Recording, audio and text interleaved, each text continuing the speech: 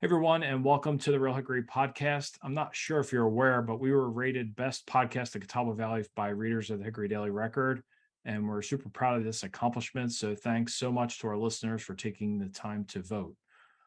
On today's show, we have Ryan Lovern, a commercial real estate agent with Commercial First Real Estate in Hickory. This is Ryan's third appearance on the show, and she always brings us a ton of great information when she visits. I will leave her contact information in the show notes if you want to reach out to her if you have any needs for commercial real estate. She is super skilled and really good to work with. And her company, like I said, handles commercial properties in our general area. I guess I need to pay you later for all the compliments, Mike. Nice. So I always Brian, enjoy it. I learn more when it's over than I feel like I shared. So there you nice. go. Well, that's good. So, well, thank you again for being on, and we'll just kind of jump right on in. What is your overall sense of the current commercial market in our area? Well, if I don't turn on the news, I feel like everything is okay. From the, obviously doom and gloom, interest rates, lack of product, all the things.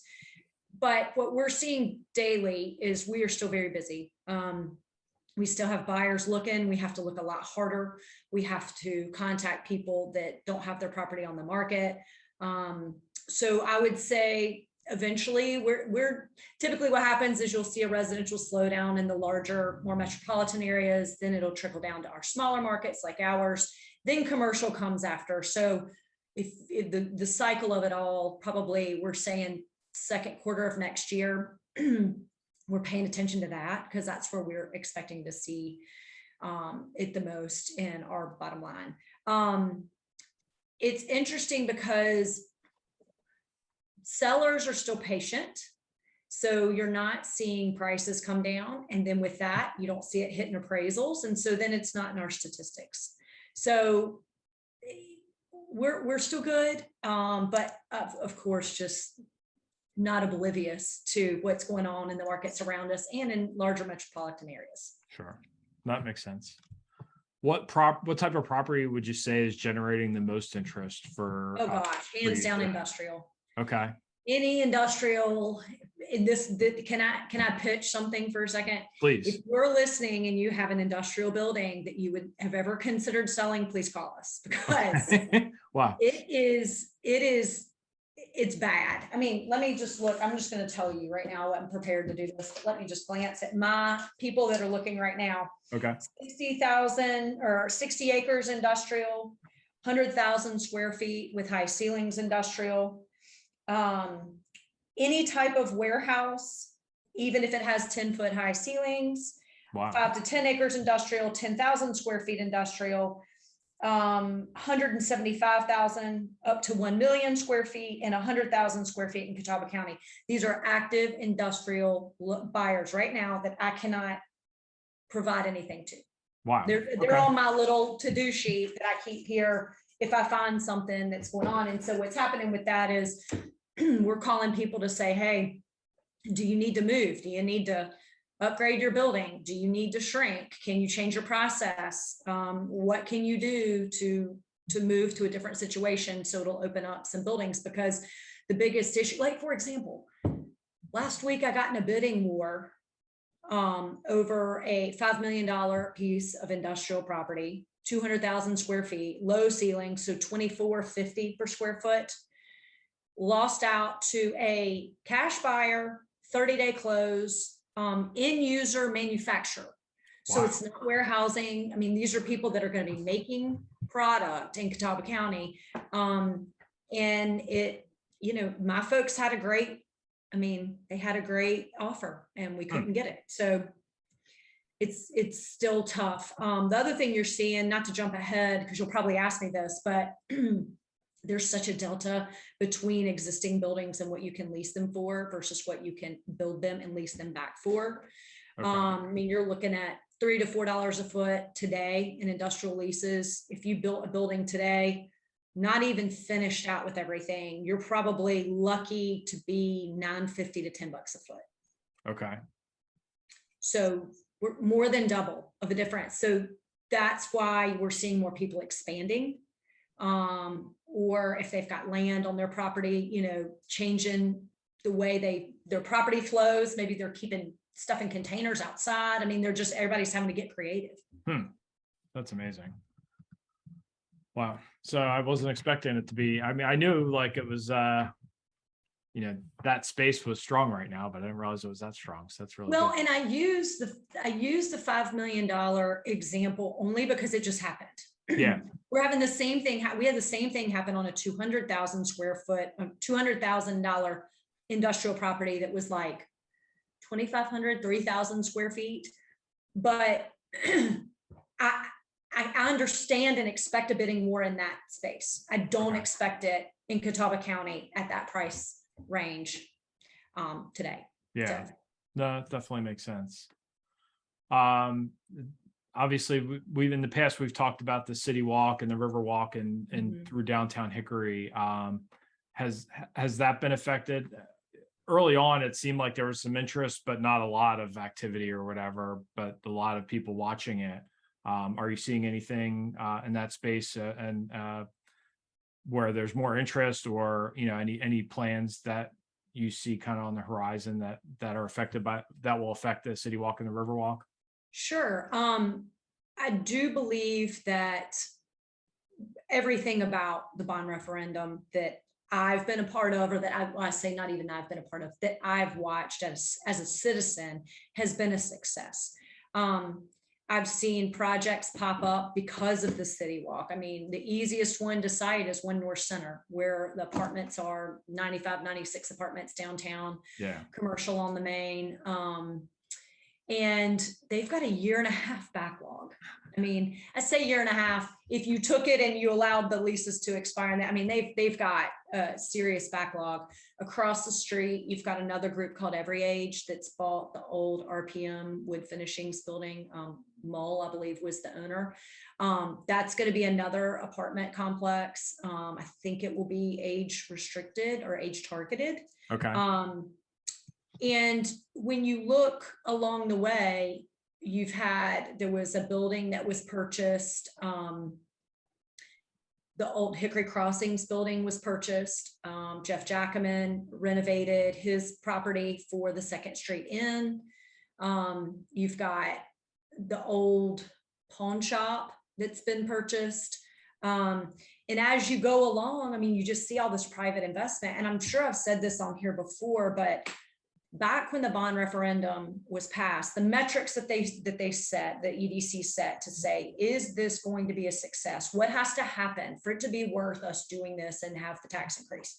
And the bar was set that by 2035, we need to exceed 500 million in private investment. I believe it was in a 1/2 mile of the bond referendum, maybe a mile. I need to check that, so don't quote me on it. But we hit that last year. So in 2021, either the 1st, 2nd quarter, we exceeded $500 million in projects. And now, just to give you an idea, that includes projects near the city walk, projects near the river walk, projects near and around Trivium Corporate Center. Yeah, that's been amazing how fast that. I mean, that was when they brought that in. I think they were really thinking way long term for that. Right. And now they're expanding it, from what I understand. They've annexed. Yep, they've bought more property across the street or down the street, and it's needed. And it's such a great sales piece for me when I'm bringing. Like, I had a developer in from Wilmington yesterday.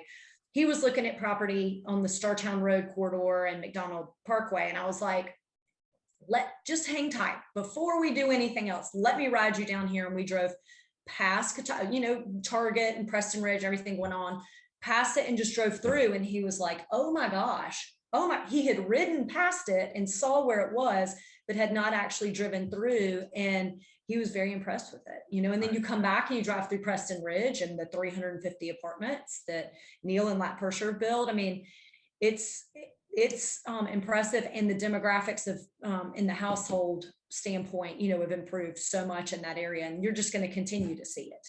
Yeah, no, I think it's been great. And like I said, we've benefited from it. I think anybody that's in this business, I think, has benefited from it. And it's nice to see that they're going to keep expanding it and keep just making it better. So, and you've probably seen, but the where the Hickory mural is, that's downtown. Yeah. Mitchell or Ray Bryce owns that. They've got the dive bar that came, they're originally in Lake Norman, that's come in there. Barley Market, which was originally in like the Cornelius, Huntersville area. And then there's another group that's leased out the site, or the building next to Barley Market. I mean, it's expanded the footprint, instead of making downtown so linear, and then you've got, the Carolina Street and downtown. Now it's taken it that way, and you've got the hub, which is obviously a community favorite. So it's,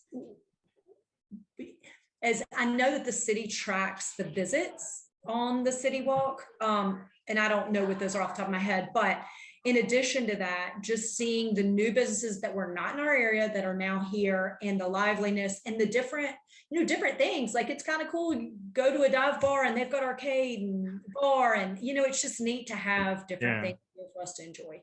No, it's definitely it's all these things I think are just contributing to make our area better, and it's been pretty cool. Are there any exciting projects that you know of that might encourage more investment in our area, that that are maybe on the horizon that maybe people may not know about? I don't know of any per se, but I know that the EDC has been very busy. So I'm expecting, I just feel like there's so much momentum there that I'm expecting something to come out of that. Okay. Don't know when, but I do know how busy they've been. And when you ask them, they're like, things are good. Things are good. Just wish we had more buildings, is what they'll always tell you. And we wish we had more houses. And we've been so smart about, I say we, I don't even mean myself in this, but manufacturing jobs. I mean, they're looking for jobs. They're not looking for companies that are bringing, 2 men to man 100,000 square foot property. They want jobs. They want us staying true to, being makers and doers, as they've said, and with life well crafted. So I do think that there's good things coming. No, that's good.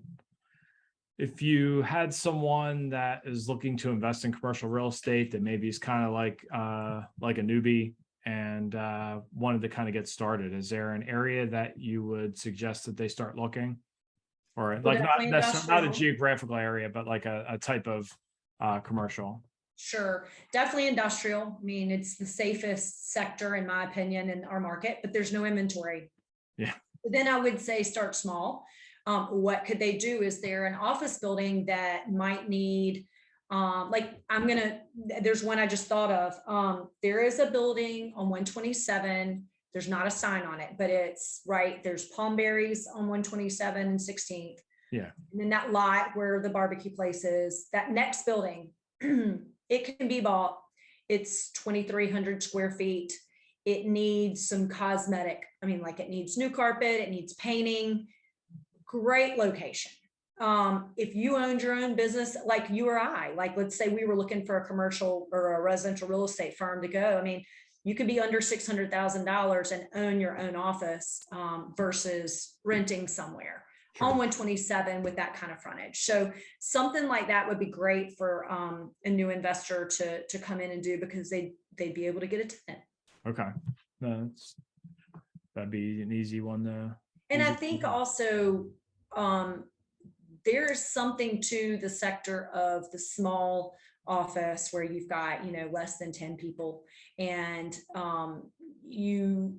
they need a place to go. They care about their workplace. They need, visibility. There's not a lot out there. I mean, you can go rent something that's really, really big or really small, like a one-man office kind of thing, but there's not a whole lot in between that's ready, pretty much move-in ready. It doesn't exist.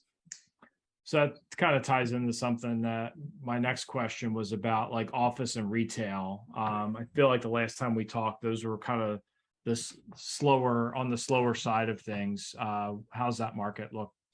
It's good. I'll tell you, the slowest part of it is if a landlord has property that is not already upfitted.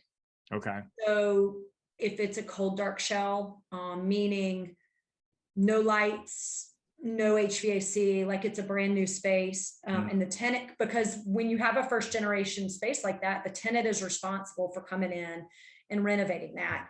That takes the longest, because there's only a handful of people out there that have a business that don't want to be owners and they're willing to spend money on a lease.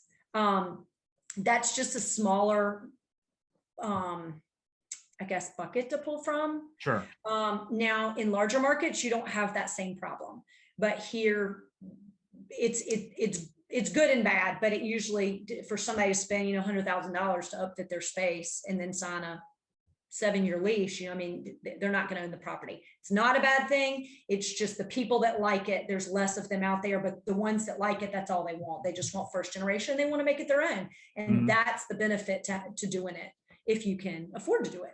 Right. That makes sense. How about retail? How's that? Well, that goes for retail or office. We've definitely, on the vacancy side, we filled up some things. Tailored Smoke is coming in at the corner of 2910, used to be the old AT&T, where the old Verizon and new Verizon is. It's the Verizon intersection. Yeah. Right across from there, it's a cigar lounge that they've had. They're apparently in the epicenter in Charlotte, and now a franchisee has purchased that and they have signed the lease to go in there. So that's neat. They're going to add some garage doors on the front, so you can have like an indoor outdoor patio. And for cigar lovers, apparently it's going to be a fun place. Nice. Have some jazz music from here and there, here and there. I feel like we don't have anything like that really. So that should fill a niche. Yeah, it definitely fills a niche. That's neat. I'm trying to think if there's any other really good retail. Well, we have Athletic that's in One North Center. Restaurants, everybody wanting food related to open. Restaurants, bars, coffee shops, bubble teas, milkshake bars. I mean, really specific type things have been an interest. Okay. So it's just finding the right place that will work. A meadery, do you know what that is? No. Okay. Meadery? A mead shop or a meadery. Okay. MEAD. So that is a spirit that is derived from honey instead of grapes. Okay. And it is there's meaderies, and they're basically like, it's not a bar, think of a coffee shop, but that serves alcohol, and the drink is mead. Okay. And it's a Nordic drink. They have there's one called Moonjoy in Lenore, and then there's another one in Marion. But like, just a really unique, different experience. I think we're just all craving to be together, to have more like place where conversation is really important and easy and fun in a good atmosphere. So I'm enjoying talking to people that are wanting to do things like that. That's really neat. I had never, I guess, Yeah. I know, me either. I was like, when you first said meadery, I was thinking old. like meat, like, like where they had like slabs of meat or something. I'm like, what the heck? But well, and then I thought he was saying, I'm thinking like Renaissance Festival. Yeah. So I was thinking meat shop, like MEET shop, like where you meet up, or a meat house. No, it's very neat concept. Check it out. That's cool. No, and someone's doing that locally, or they're looking for a space locally right now. Okay. Yeah. Interesting. All right, cool. Well, I'm looking forward to that. That'll be neat. Let's see. One of the things I find most popular, where I have some, I don't do a lot of commercial, but I have some clients that I help. And that's how I got to know you, I guess, from doing a couple of those deals. But one of the things I find people have been interested in are storage units. They seem to be a popular thing for people to either buy and create them, or buy and use them as a way to lease and make money. Are you still seeing a demand for that too? And if so, is there any hurdles that people, like, if someone was interested in doing that, is there any advice you would give them for like the type of land to look for and that sort of thing, if they were looking to do something? So we're seeing more of yes, there's a demand out there in the self-storage and controlled climate space. What we're seeing more of is specific types, for example, like boat and trailer yards, or car, antique car storage, where like maybe they want to buy it and then they want their 4 best friends to come put their cars there. It's just, it goes back to not having the buildings. It's a lot of money to spend for you to just do it for yourself. And if and you your were going to buddies. build it and the cost of building it might not be worth. Exactly. But the So cost of retrofitting, because that's what I see a lot of, is that like they'll take a building that was being used for something else and then they'll convert it to some sort of storage. anytime you can find a shell, like old grocery store or old, I mean, that's what you're, that's a great reuse, adaptive reuse there. You still have issues though. Like for example, with the cars, the building code has parameters, and I'm going to probably mess it up, but does it have gas in the car? Does it not have gas in the car? And that falls into a different category. So if it's a car that you're driving and you're parking there, that's a different code than a car that has the gas completely drained out of it and it is just storage. Wow. And it's more a fire. It's a fire safety concern. But we've had deals go away because the classification of the vehicles inside, it's too expensive to retrofit the building to get it to the point that fire will pass it in order to have service vehicles inside. Interesting. So you just have to be careful about that. It's not a problem as much as it is you have to know those rules. Interesting. So That's something really to think about. Yeah, that's really good. Yeah, before we kind of wrap a little bit, do you have any questions for me about the residential side? Since I've been kind of grilling you on commercial. Yeah, I do.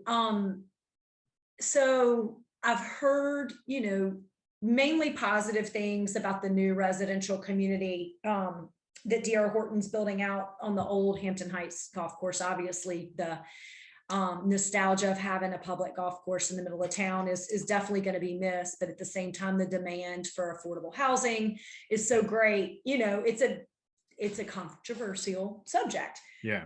But I'm hearing, 350,000, that's more of where it's going to start. So my question is, what's the highest demand a product that doesn't exist? Like, is that it? Or is that even higher than some of these entry level? Because I can't imagine starting out on my own paying $350,000 for a house. I mean, when I was selling residential, I sold residential for a very short time, from 2000 to 2001, before I got into commercial. And I remember us doing 2-1 buy downs. So you would have a 6, 7, 8 mortgage where basically you would pay extra to get a 6% rate. That's how you qualified. You qualified at the 6% rate. The next year it went up to 7%, and then it locked from years 3 to 30 at 8%. Now we're getting back to the rates we used to pay for in 2000. Yeah. But still, our houses, I mean, these houses were probably $120,000. Yeah. And that's really, I mean, I feel like, unfortunately, I think like the buyer that used to think they could buy something for 150 to 200,000, there's just really not much out there for them anymore because of the way prices have gone up. And so I think, to me, that unicorn house that I think everybody wants is that, 3-bedroom, 2-bathroom ranch house, or at least a house with like a, the primary bedroom on the main level. If somebody could find that house for, around 3 to 350, that would, you could pretty much print money, for that kind of a house. And they're just, they can't make enough. Yeah. So What about, I'd say that another underserved thing, I think, is condos and townhouses. Like, it's been a while. I mean, like, it looks like there's a townhouse community going up, and I don't know if, I'm not sure if they're rentals or if they're going to be the ones behind Hickory Tavern there. they're rentals. Are So they they're going to be building, rentals? Okay. I don't know if all of them have one garage, Okay. but they have a good amount that'll have at least one garage, and they're Okay. 3-bedroom, 2-bath. All right. And they're going to be renting. I don't know what the pricing is when they started. When they started the project, I think the goal was for them to be around $1,800 a month. Okay. No idea where it is now. Yeah. Because they haven't advertised those rates. I mean, they No. can't set them until, but I'm just saying the landscape has drastically Okay. changed since that But started. as far as like people buying like townhouses and condos, like they really haven't built anything like that around here for quite a long time for people to buy. And I think that's something still that I think there's value for. I think a lot of I don't want to generalize, but a lot of times like people that are retirees, if they could find a townhouse or condo with one level, um, Mhm. and a clubhouse and that like that type of environment, there's a huge demand for that. And really no one has built anything new. I mean, we had, Windshire Ridge for a long time, but I think they're almost bought out. I think they just have some single family ones left that they're building in there. Um, Abingdon Glen, that sold out years ago. So there really isn't anything in that space that's being built. So I would say, and from a commercial, that the development side of it kind of ties a little bit, maybe more in the development and commercial as well. That would be somewhere where I think there's a huge missing piece that we don't have. Because I think they are the D.R. Horton thing. I think houses in that price range. I think they're going to be able to provide a good service for people, and those houses will sell well, I would think, if they go along the price And range. great location. Yeah, I mean, you can't beat that being that close to Viewmont and everything. So, that I think that's going to go really, really well. But I think there really is a demand for that one level townhouse or condo. That just doesn't exist. And I think you could build as many as you wanted and sell as many as you wanted if you could put it together. Yeah, sure. Absolutely. Well, one thing that we talked a little bit about that affects you and I both is what's lending looking like right now, and how that's changed. And it's just blowing my mind a little bit, but it's basically down to two things. It's cash flow and it's material costs. And on the cash flow side, you go into a deal thinking your rates are going to be around 3.75 to 4%. You're now getting to the point that maybe your late rate wasn't locked and you rerun your pro forma because you've had material delays on your construction. All of a sudden it's 6%. I mean, that's like, I don't know what the math, 60 some percent increase. That is making huge cash flow problems on the investment side. Yeah. Most lenders I've talked to have said that their backlog for new construction projects have been cut close to in half. Wow. And it's mainly because of the cash flow, because of interest rates. And the uncertainty too. I mean, just because you can't bank on it. I think that's probably like, I think people would be able to handle higher rates if they knew that there was some certainty on it. But the fact that, we don't know, one Fed decision or whatever can change the whole landscape of everything. And so we're just stuck in this really weird bubble of inaction because we don't know how it's going to play out. Well, and to me, I feel like, I know people a lot smarter than me have said, well, they're going to raise it again and again and again. I mean, I believe that, but it's surprising to me in my everyday life that they haven't given it time to see where we are. Yeah. Why are we not having a little bit more time in between that rate hike? What is the issue? If it hasn't slowed it down enough, have we given it time? Yeah. To slow down enough? I mean, so many things you look back, like I mean, I agree, because a lot of things are like forward looking and like you're not really going to know how it's affected for months. No. And so every 30 days changing it, it could already be having the desired effect if we kind of gave it some time to see how it's shaken out. Well, you probably see it with your the MLS numbers. Like you can look at September probably, and it's probably not that big of a difference but now you're going to hit the end of October, beginning of November. What does that look like? Yeah. What's the days on the market? What's the average price? What's the inventory look like? Like you haven't had a chance. Same with me on appraisals. We haven't had enough time for something to close to see if prices are going up and down. I mean, we can see what we're putting under contract. Yeah. That doesn't mean that, I have a deal right now that they were under contract. They're still in their due diligence period. They were going hardcore. They came back and said, lower the price, $200,000. My seller's like, what? No.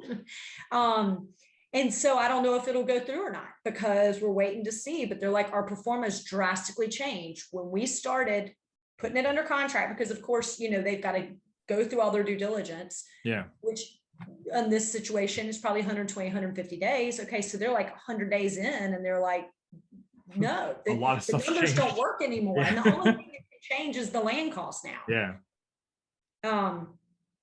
But I do think from builders that are in the market, I've heard several say lately that they're starting to see some material prices stabilize.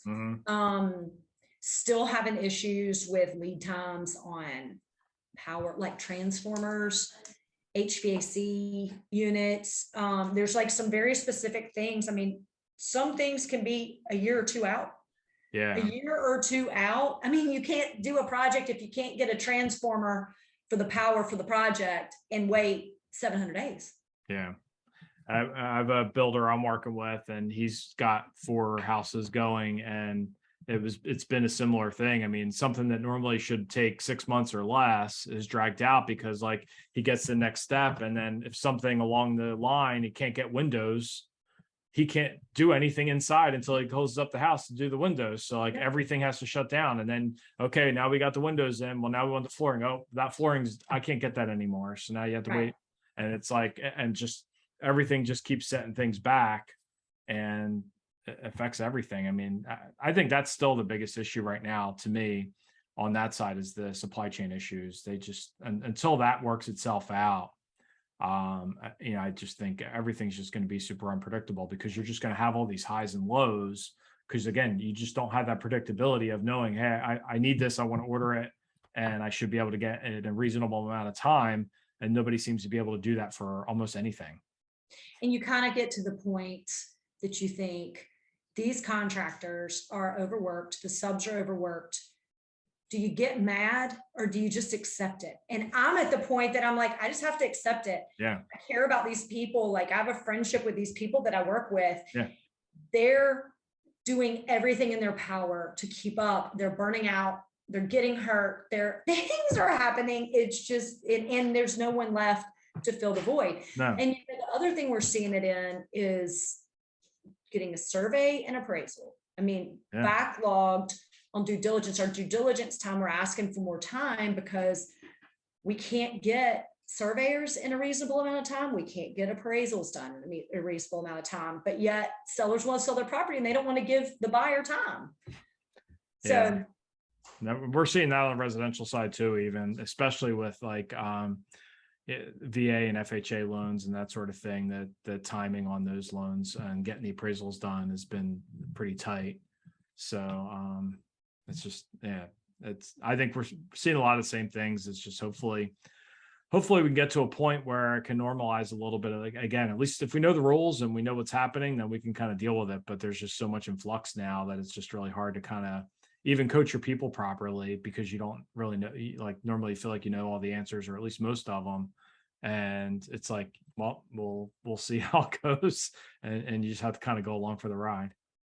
Yeah, that's definitely true. I still think commercial real estate is a good place to put your money if it doesn't have to be liquid. I do feel good about investments still. We're just going to have to get a little pickier with the deals. Yeah. Or we got to have the stomach for it to be a longer term hold. And to ride it. And that is one I was thinking about. You asked me earlier, a piece of advice to consider for somebody new. When you're looking at investing, if you're planning on putting a tenant into the building, plan much more time than what you think, because 6 months isn't necessarily enough to get someone in there, because even if they're interested, then they've got to go back. They may need a special use permit. They're going to have a certificate of occupancy. They may have to get an architect and an engineer. Even if it's simple changes, they have to hire those professionals to do that. Now you're looking at 2 to 3 months to be able to get that turned around for them to be able to even file for a certificate of occupancy. So if you're saying, oh, I can get a tenant in 6 months, unless they're walking into the space exactly like it is and doing the exact same business, there's other factors that come into play. Okay. So I would just say, it's not that our market's bad, it's that we're not very realistic with how much time it takes to get a tenant actually in the door and paying. Okay. That's good advice. Very good. Is there anything that we didn't get to talk about that you wanted to get out there? Let's see. I'm trying to think if there's anything new. Well, I'm sure you read in the paper that First Watch is coming Yeah. to Fuddruckers. I was not involved in that, but I do understand that that is coming, and I've been to many in Okay. different other places, so I'm thrilled about that. That building needs to be reused, and that's a great use for it. Yeah. And you may have seen there's a Starbucks being built on Springs Road. Springs Road Right. 170. I mean, I mean, yeah. yeah, I've been really surprised how much Starbucks is investing. I think Have you they're, been through the one on 127? I know. Well, they need, It's my so fear is, demanding. I mean, it's awesome that they're building them. I just hope they can get help. 'Cause Yes. I mean, the one on 127, sometimes they have to close sometimes because they don't have enough help. I feel so Staffing. bad, and they're so sweet. Everybody that works there is really awesome, but I know. it's But tough. then we've got more of a local. I mean, I know there's still a chain, but Waterbean is a great place. Yeah. I love going there. I purposely plan meetings there.